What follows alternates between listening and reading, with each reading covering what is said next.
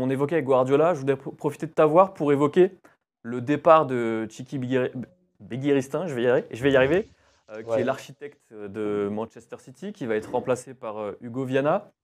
Je- Il est quand même méconnu du grand public. Est-ce que tu peux nous expliquer simplement quelle a été son importance et à quel point son départ peut finalement fermer un chapitre à Manchester City? De toute façon, il ferme un chapitre à Manchester City, puis je dirais qu'il ferme un chapitre dans la vie et la carrière de Pep Guardiola. Parce que c'est quand même les deux inséparables, hein. Ces deux hommes qui se connaissent depuis les premiers jours, les premiers pas de Pep Guardiola à Barcelone.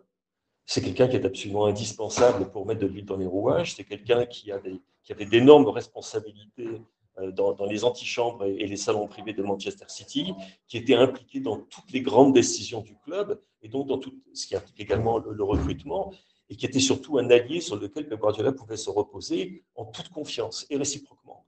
Donc, c'était un binôme.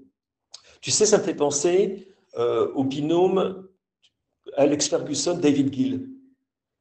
Et comme par hasard, les deux sont partis en même temps.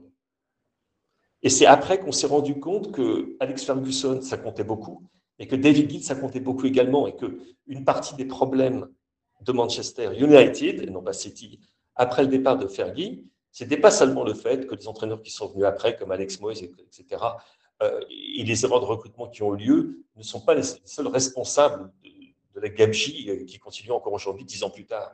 C'est aussi le fait que l'homme qui était vraiment, je dirais, l'organisateur en chef de ce club, de la politique sportive du club, en l'occurrence, donc David Gill était parti. Et là, en l'occurrence, avec Pep Guardiola et Txiki Begiristain, ça fait faire exactement la même chose. C'est-à-dire que Manchester City va perdre sans doute son entraîneur, le plus grand entraîneur de son histoire, et va en même temps, a déjà perdu en quelque sorte l'homme qui a été l'un des architectes de cette ascension incroyable du club depuis qu'il a été repris par les Émiratis.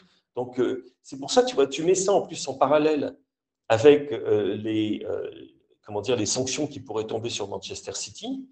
L'affaire est actuellement en train d'être instruite. On aura des premières recommandations fin novembre, on pense. Ça ira sans doute en appel, etc. Ça va traîner encore longtemps.